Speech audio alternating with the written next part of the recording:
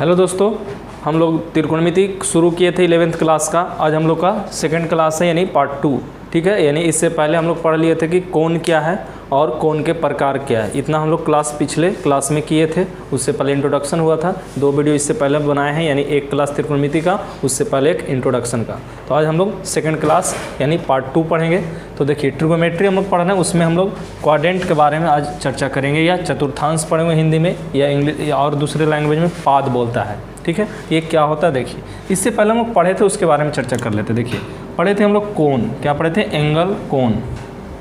तो कोण क्या पढ़े थे, आपको याद होगा। तो कोण हम 2 प्रकार के पढ़ाए थे, एक ज्यामितीय कोण, एक ज्यामितीय कोण, एक त्रिकोणमितीय कोण। क्या पढ़ाए थे? एक त्रिकोणमितीय कोण। तो देखिए, एक ज्यामितीय एक त्रिकोणमितीय में क्या अंतर होता था? देखिए, ज्यामितीय का मकसद था कि रेखा से बनता था। क्या होता था? 2 को कोई भी रेखा इस तरह से हो जाता था, उसके बीच के कोण बनता था। तो इसकी मैक्सिमम जो वैल्यू होती थी, इसकी वैल्यू 0 डिग्री से 360 डिग्री तक होती थी। ठीक है, ज्यामितीय कोण। लेकिन त्रिकोणमितीय कोण की वैल्यू निश्चित नहीं होती है। क्यों नहीं होती थी? क्योंकि इसमें एक रेखा होता था और एक दूसरा रेखा क्या होता था? घूमता था, इस तरह से रोटेट करते रहता था। इस तरह से जितना रोटेट करेगा उतना एंगल इसकी बढ़ जाएगा। ठीक है, ये चीज़ ध्यान रखना है। तो इसमें कोई निश्चित नहीं है कि कितना डिग्री होगा। अब इसमें देखिए, तो हम लोग क्वाड्रेंट, तो क्वाड्रेंट के मतलब आप इस तरह समझ सकते हैं, 10th क्लास में जानते होंगे। जैसे ये मान लें कि इस तरह से हम लोग लाइन खींचे हैं, तो लाइन खींचे तो देखिए एंगल के हिसाब से देखते हैं। तो अगर मान लीजिए कि यहाँ 0 डिग्री समझते हैं, क्या समझते हैं? 0 डिग्री। तो ये आपके पास यहाँ पर क्या होता है? 90 डिग्री, मैंने एक चतुर्थांश ही हो गया ये। ठीक है, यानी इसको हम लोग कहते हैं फर्स्ट चतुर्थांश। ठीक है, या फर्स्ट बोलते हैं इसको, ये फर्स्ट। ये 90 हुआ, फिर कितना होता है? ये 180 डिग्री होता है। फिर 90 जुटेगा, कितना होगा? 270 डिग्री होगा। फिर से 90 जुटेगा, 360 डिग्री होगा। ठीक है, ये चीज़ ध्यान देना है। तो ये इस तरह से फर्स्ट क्वाड्रेंट हुआ, ये आपके पास सेकंड क्वाड्रेंट होंगे, ये आपके पास थर्ड क्वाड्रेंट होंगे, ये फोर्थ क्वाड्रेंट होंगे। ठीक है, चलिए अब ध्यान दीजिए। तो ये क्या 360 डिग्री पर रेस्ट में होगा? नहीं, 360 डिग्री पर रुकेगा नहीं, 90 बढ़ते चलेगा। तो 360 में और 90 जोड़ दीजिए, तो कितना होगा? ये 450 होगा। और 90 जोड़ दीजिए तो कितना होगा? 540 होगा। और 90 जोड़ दीजिए तो क्या होगा? 630 होगा। और 90 इसमें जोड़ दीजिए, कितना होगा? 720 होगा। तो पर भी नहीं रुकेगा और आगे बढ़ेगा। 720 में फिर 90 जोड़ दीजिए, क्या होगा? 810 होगा। तो इस तरह से जोड़ते चल सकते हैं। इसमें और 810 में जोड़ दीजिएगा तो कितना होगा? 900 डिग्री हो जाएगा। समझ में आया? तो ये हम लोग को इस तरह से एंगल चलते रहता है। तो इसको हम लोग फर्स्ट क्वाड्रेंट बोले, इसको सेकंड, इसको थर्ड, इसको फोर्थ बोलते हैं। ठीक है, तो देखो ये हो गया। अब क्या होगा? ये तो क्वाड्रेंट हो गया, first quadrant, second quadrant, third quadrant, fourth quadrant. तो देखिए, क्वाड्रेंट की वैल्यू फिक्स नहीं है कि क्वाड्रेंट क्या होगा। तो बस ये 4 भाग में बांट दीजिए, उसके बाद कोण लिखने का तरीका सीख लीजिए। ठीक है, तो ये आपके पास क्वाड्रेंट हो गया। ठीक है, अब क्वाड्रेंट जो है, तब इसको कह सकते हैं, हिंदी में कहेंगे तो इसको प्रथम पाद, इसको लिख सकते हैं प्रथम पाद या प्रथम चतुर्थांश। इसको द्वितीय लिखने की जरूरत नहीं, आप समझ रहे हैं। ठीक है, ये फर्स्ट, सेकंड, थर्ड, फोर्थ, ये 4 क्वाड्रेंट हो गए आपके पास। ठीक है, अब इसके आगे जो हम लोग पढ़ेंगे, तो इसके आगे जो होगा आपके पास कि कोण के जो माप होता है, उसके संकेत क्या क्या होते हैं, तो उसके बारे में हम लोग चर्चा करें थोड़ा सा। ठीक है, चलिए। तो अब इसमें कुछ बातें और दिमाग में आप रखिएगा कि ऐसा क्या होता है। तो देखिए, ऐसा क्या हो रहा है, देखिए इसमें जो है आपके पास जो मैंने भूलने की डर है, वो क्या होता है? 0 से शुरुआत कीजिए और 0 से इस तरह से 90 का ऐड कीजिए। तो देखिए 9, मैंने 9 का टेबल भी पढ़ सकते हैं। 9, 18, 27, या 9 दूनी 18, 9 तिया 27, 9 चौ 36, 9 पचे 45, 9 छक्का 54, 9 सत्ते 63, 9 अठी 72, 9 नौ 81, 9 दह 90। इस तरह से और भी चलते रह सकते हैं। तो ये आपकी क्या हो गया? क्वाड्रेंट के बारे में हो गया। First quadrant, second quadrant, third quadrant, fourth quadrant, इस तरह से। अब थोड़ा सा इसमें और जो आप कम से कम याद रख लीजिएगा।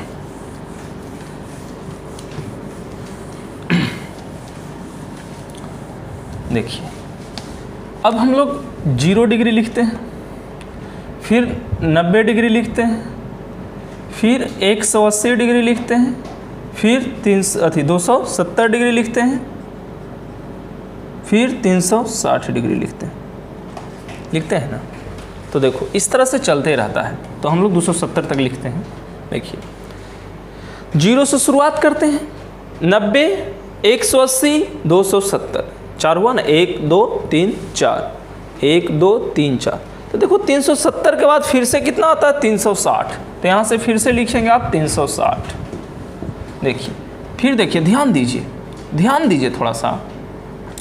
अब ई कितना से वृद्धि हुआ, देखो तो जरा, 360 से, फिर से इसमें 360 ऐड कर दीजिए। तो 360 में 90 ऐड कीजिएगा, कितना होगा 450 होगा। फिर से इसमें 360 ऐड कर दीजिए, तो 360 ऐड कीजिएगा तो कितना होगा, ये 540 होगा। फिर से इसमें 360 ऐड कर दीजिए, तो कितना होगा 630 होगा। समझ में आया?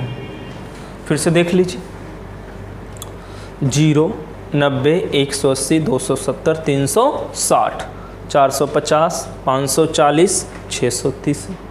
अब इसमें फिर से ऐड कीजिए, कितना 360। फिर से कितना ऐड कीजिए 360। तो 360 में 360 ऐड कीजिएगा तो कितना होगा 720।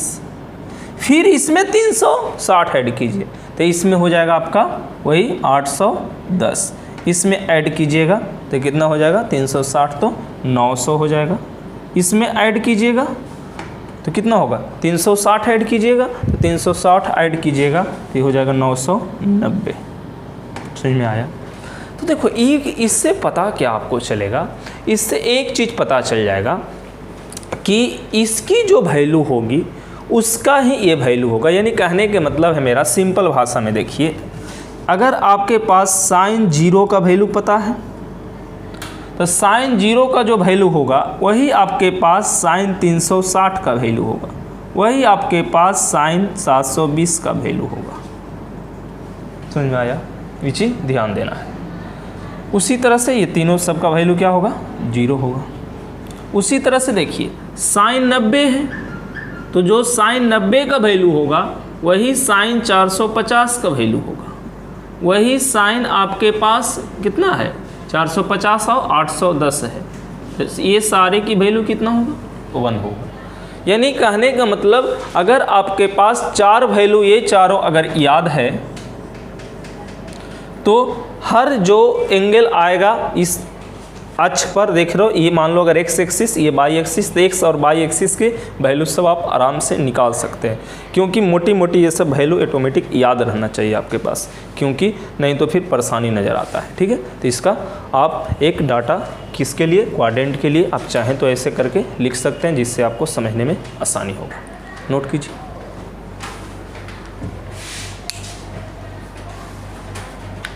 चलिए अब आगे बढ़ते हैं हम लोग। ये क्वाड्रेंट की चर्चा था, अब इसमें और भी क्वाड्रेंट में कुछ सीखेंगे हम लोग।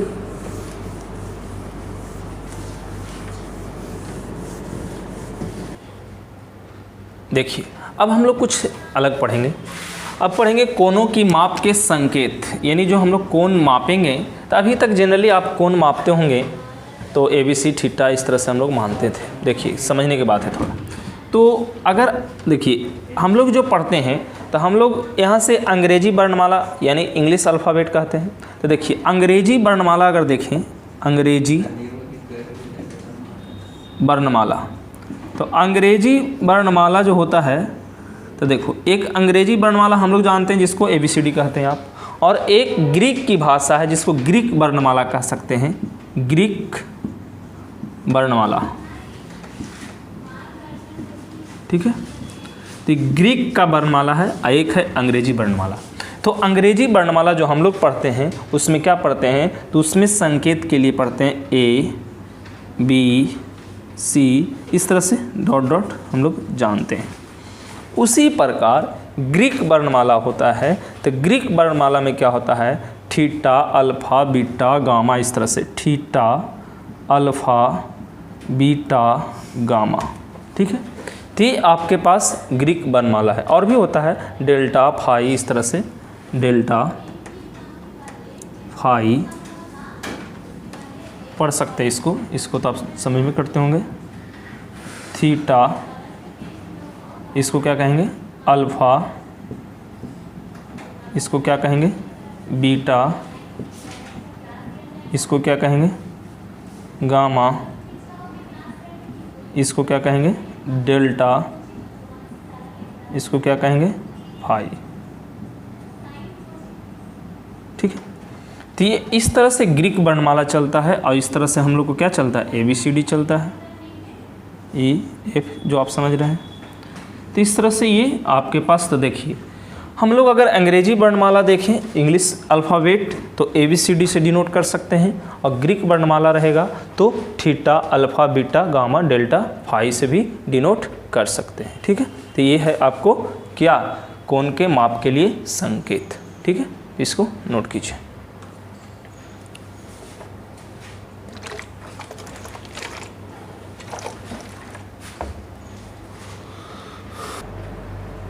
देखिए अब हम लोग पढ़ेंगे कोनों की माप की पद्धति, यानी system of measurement of angles, यानी जो सिस्टम होगा एंगल को मापने के लिए वो क्या होगा। तो देखिए कोनों की माप की जो पद्धति है मुख्यतः 3 गो ज़्यादा हम लोग को प्रचलित है। ठीक है, तो 3 गो जो प्रचलित है उसके हम लोग तीनों के बारे में जानेंगे। देखिए आप लोग जानते भी होंगे, लेकिन तीनों के बारे में विस्तार से थोड़ा सा हम लोग जानते हैं। देखिए एक होता है अंग्रेजी पद्धति। क्या होता है, अंग्रेजी पद्धति, अंग्रेजी पद्धति। अब इसी को ब्रिटिश सिस्टम बोलेंगे, ब्रिटिश सिस्टम। अब देखिए इसी का कभी कभी दूसरा नाम भी देता है, इसका ब्रिटिश सिस्टम,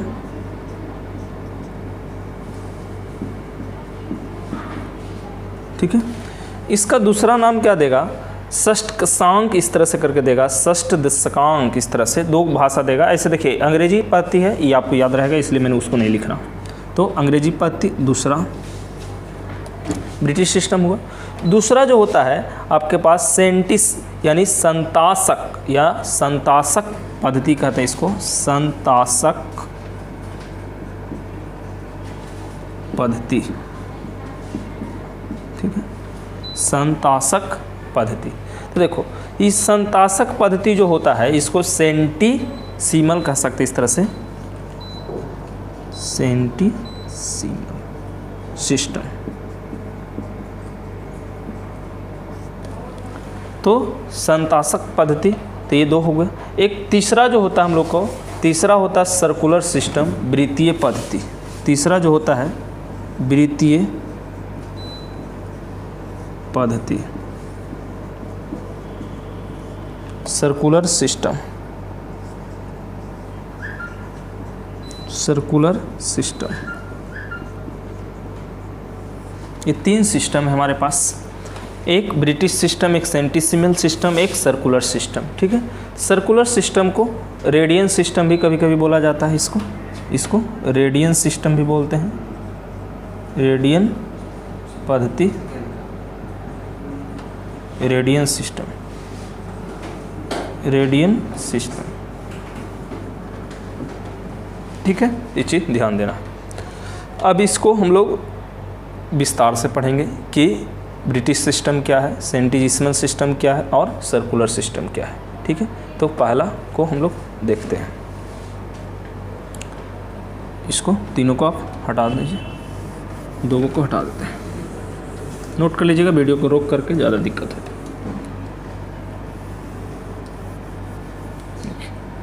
इसको हम लोग बोलते हैं ब्रिटिश सिस्टम।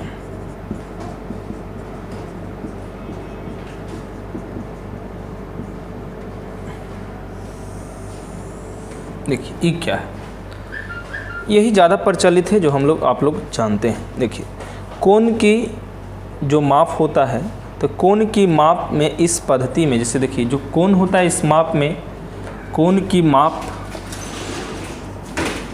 कोण की माप में या कोण की इस माप पद्धति में, माप पद्धति में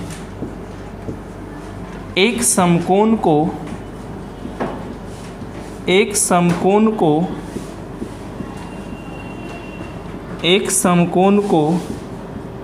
90 बराबर भागों में, 90 बराबर भागों में बांटा 90 बराबर भागों में बांटा जाता है, बांटा जाता है। देखिए हम लोग 10th क्लास से पढ़ते आ रहे हैं एक समकोण। देखिए इस तरह से जो है एक समकोण है आपके पास, है ना। तो इस समकोण को 90 बराबर इस तरह से 90 टुकड़ा में इस तरह से डिवाइड कर देता है, ठीक है। तो इस तरह से 90 टुकड़ा में डिवाइड कर देता है, यानी 90 बराबर भागों में बांटा जाता है। तो जो 90 बराबर भागों में बांटा जाता है तो उसके एक भाग को, या इसको कैसे 90 बराबर भागों में बांटा जाता है, उसके एक भाग को यानी इस तरह से जो 90 टुकड़ा हुआ तो उसका एक भाग, जैसे ये हुआ या ये हुआ या ये हुआ, कोई भी एक भाग को लेंगे तो एक भाग को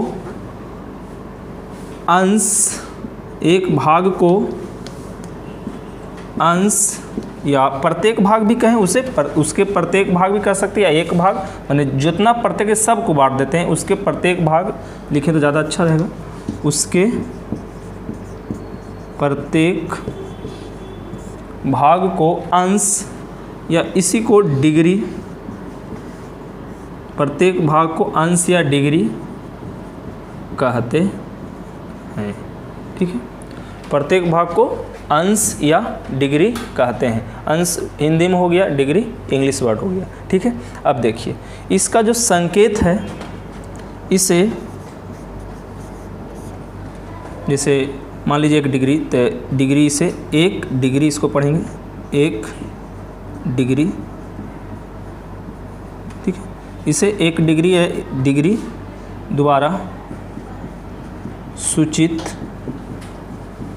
किया जाता है, ठीक है। यानी ऐसे रियल में डिग्री का मतलब सिर्फ यही हुआ, ये 1 नहीं हुआ, डिग्री हो गया तो डिग्री लिखी, लेकिन पढ़ने का लैंग्वेज मैंने लिख दिया 1 डिग्री द्वारा सूचित किया जाता है। या अंश भी कह सकते हैं, 1 अंश हो सकता है। अब देखिए अब इसमें क्या होता है कि जो अंश है उसको भी 60 भागों में बांटा जाता है। यानी कहने का मतलब है, यहाँ से लिख सकते हैं स्टार करके, प्रत्येक अंश को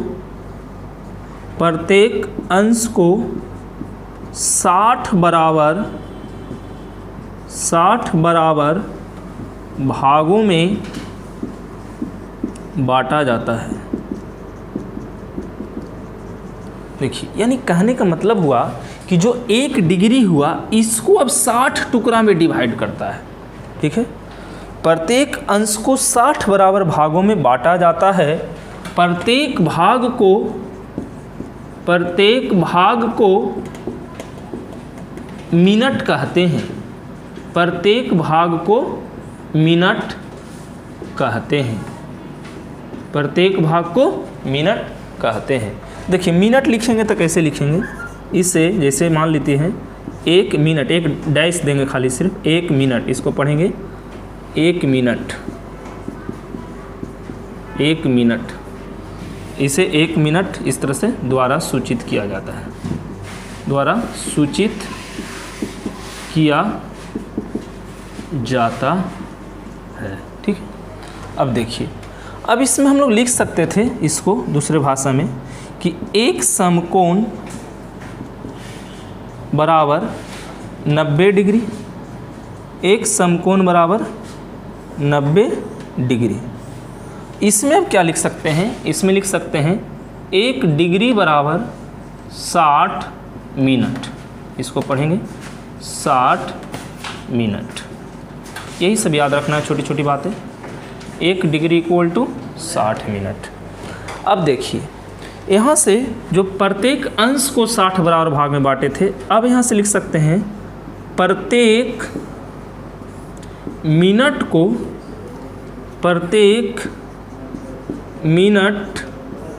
को 60 बराबर भागों में बांटा जाता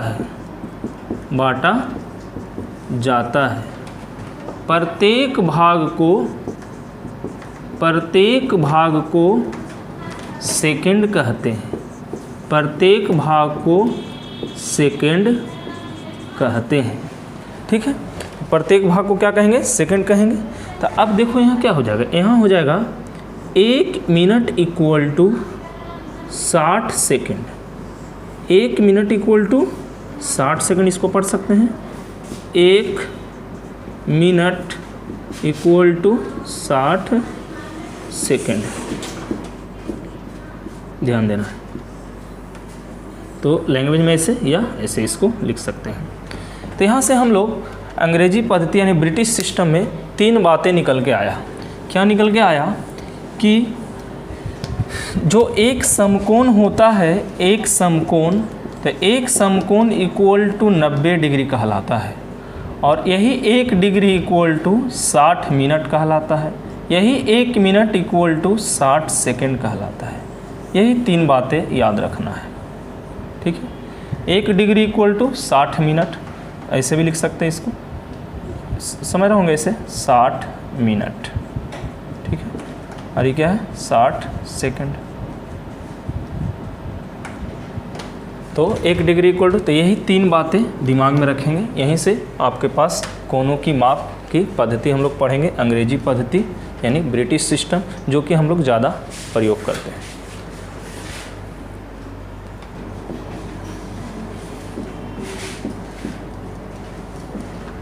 देखिए अब हम लोग पढ़ेंगे संतासंक पद्धति, जो कि बहुत कम यूज होता है और एनसीईआरटी में इसको चर्चा भी नहीं किया है, तो इसके बारे में हम लोग समझेंगे। देखिए ये क्या है, नाम है सेंटी, समझते होंगे। सेंटी के मतलब होता है 100, ठीक है। ये सता जो कहते हैं शताब्दी वाला, तो ये सता है यहाँ से, तो संतासक है। तो यहाँ से ये 100 के माप करता है, यानी एक तरह से कहें तो 100 बराबर में भागों बांटता है। यानी कह सकते हैं कि इस पद्धति में एक समकोण को 100 बराबर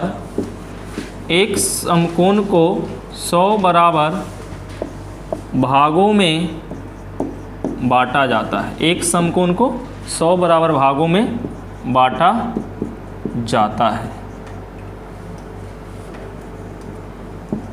प्रत्येक भाग को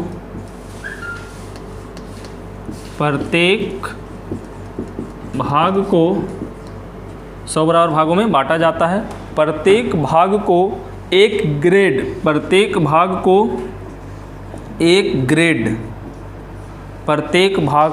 एक ग्रेड कहा जाता है। इस तरह से एक ग्रेड, इस तरह से एक ग्रेड कहा जाता है, ठीक है। एक 1 के पावर क्या है g, तो ये हो गया। यानी यहाँ पर क्या है केस कि अभी जो था ये 90 बराबर नहीं बल्कि अब 100 बराबर भागों में इस तरह से बांटेगा, तो इसको एक को क्या बोलेगा, एक ग्रेड बोलेगा। इस तरह से 90 भाग में बांटेगा तो उसको 1 डिग्री बोलेगा। लेकिन यहाँ पर क्या होगा, इस पद्धति में एक समकोण को 100 बराबर भागों में बांटेगा तो प्रत्येक भाग को 1 ग्रेड कहा जाता है, ठीक है। अब देखिए प्रत्येक जो भाग है, तो ये जो ग्रेड का पार्ट होगा उसको फिर से यहाँ से तोड़ेगा। यानी कि जो 1 ग्रेड है 1g, इस तरह से 1 के पावर g देख रहे हैं, तो इसको हम लोग फिर से तोड़ेंगे तो इसको 1 ग्रेड को फिर से 100 बराबर भागों में बांटेगा। यानी कि एक ग्रेड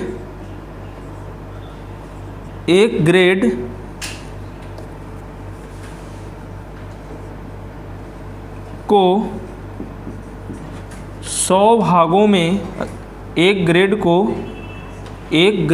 100 भागों में बांटा जाता है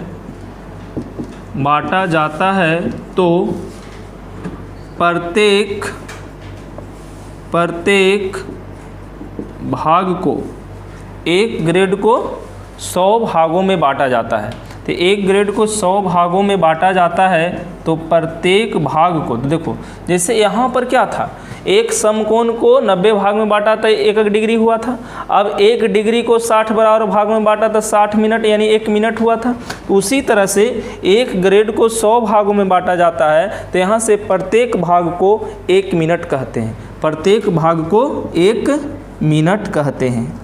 प्रत्येक भाग को 1 मिनट, 1 मिनट कहते हैं।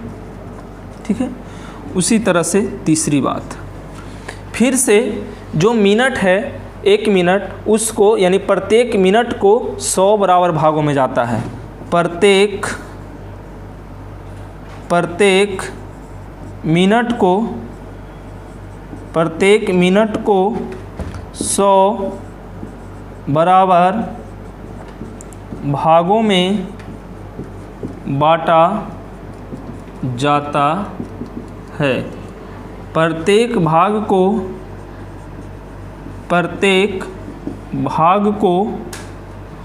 1 सेकेंड, प्रत्येक भाग को 1 सेकेंड कहते हैं। यानी यहाँ से जो निकल के आया हमारे पास 3 बातें फिर से निकल के आया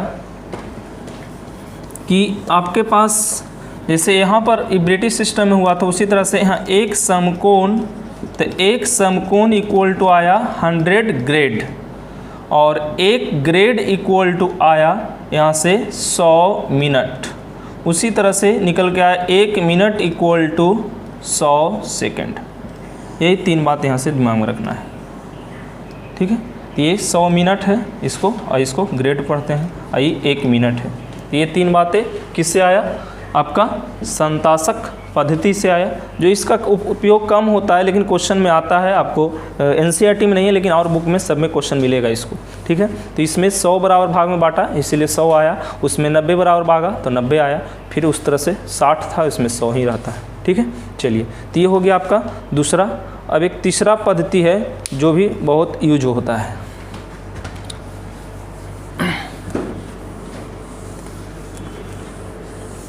देखिए, तीसरा पद्धति हम लोग पढ़े थे सर्कुलर यानी वृत्तीय। देखिए, तीसरा जो है वृत्तीय पद्धति, वृत्तीय या इसी को बोलते हैं रेडियन पद्धति। रेडियन पद्धति, वृत्तीय या रेडियन पद्धति यानी सर्कुलर या रेडियन सिस्टम।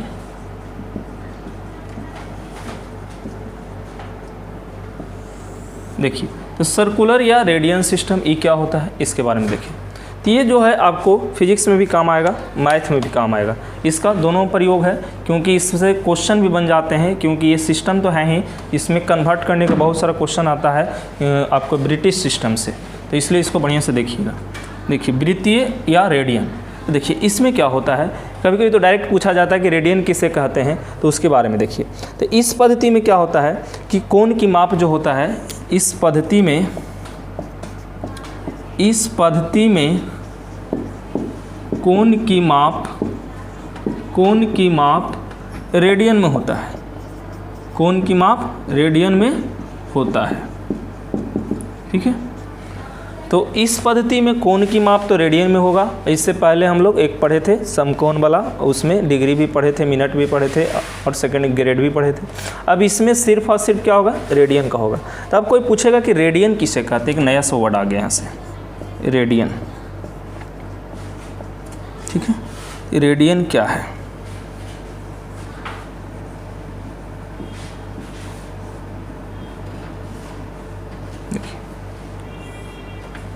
देखो, रेडियन और एक रेडियन दोनों में थोड़ा सा अंतर है। देखिए, तो एक रेडियन ही ज़्यादा चर्चा करता है, रेडियन की जगह हम लोग यहाँ पर स्पष्ट कर दें कितना, एक रेडियन। तो एक रेडियन की डिफिनीसन थोड़ा सा आपको स्पष्ट समझ में आएगा। देखिए, समझते हैं पहले तो। जैसे मान लीजिए कि एक क्या है, वृत्त है। ठीक है। तो एक जो वृत्त है हमारे पास, तो देखिए इस वृत्त में ये आपके पास सेंटर है और यहाँ से एक त्रिज्या ले लीजिए। ठीक है। और एक और त्रिज्या, 2 त्रिज्या। ठीक है। तो अगर ये त्रिज्या R है, ये भी त्रिज्या R है, और ये मान लीजिए A है, ये B है, और ए बी क्या है, आर्क है, जिसको चाप बोलते हैं हम लोग। ये क्या है, चाप है, इसको हम लोग L से डिनोट करते हैं। तो देखिए, जब त्रिज्या के बराबर चाप हो जाते हैं, ऐसे लिख सकते हैं, यदि किसी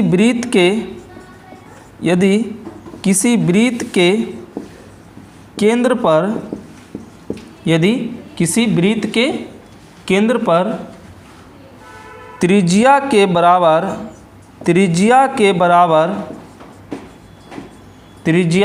बराबर यानी r इक्वल ऐसे लिखते हैं अब आगे हम, त्रिज्या के बराबर चाप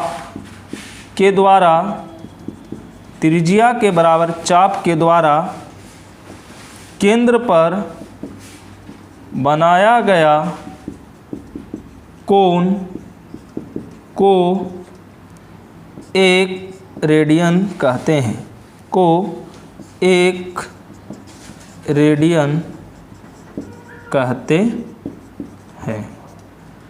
ठीक है। इसे 1c इस तरह से, इसे 1c माने हुए 1 रेडियन द्वारा सूचित किया जाता है, ठीक है। यानी कहने का मतलब हुआ कि यहाँ से जो आप पढ़े होंगे ये थीटा, तो रियल में क्या होता है, कोण इक्वल टू 10th क्लास में पढ़े होंगे, कोण इक्वल टू होता है चाप बटा त्रिज्या, यानी थीटा इक्वल टू होता है L बटा R, ठीक है। और अगर यहाँ से L इक्वल टू अगर R हो जाएगा तो L बटा R कैंसिल हो जाएगा, तो यहाँ से क्या हो जाएगा, थीटा इक्वल टू कितना L बटा R हो जाएगा, तो कितना L बटा R, जब दोनों बराबर हो जाएगा तो कैंसिल हो जाएगा, तो थीटा इक्वल टू 1 रेडियन हो जाएगा। क्या कहेंगे इसको, 1 रेडियन, ये चीज़ ध्यान देना है, थीटा इक्वल टू 1 रेडियन। तो ये रेडियन का आपकी क्या था, वृत्तीय या रेडियन पद्धति, तो इसमें यही होता है 1 रेडियन, ठीक है। अब 1 रेडियन हम लोग यहाँ पर समझ चुके हैं, तो यहाँ से लिख सकते हैं कि कोण AOB, इसको लिख सकते थे ऐसे भी, कोण AOB इक्वल टू थीटा को क्या बोल सकते हैं, 1 रेडियन, ठीक है। तो हम लोग आज को यहीं रोक देते हैं, यानी सिस्टम हम लोग क्लियर कर लिए। नेक्स्ट क्लास में कुछ पाई का बारे में चर्चा करेंगे, उसके आगे हम लोग करेंगे, ठीक है। तो आज का लिए इतना ही, थैंक यू।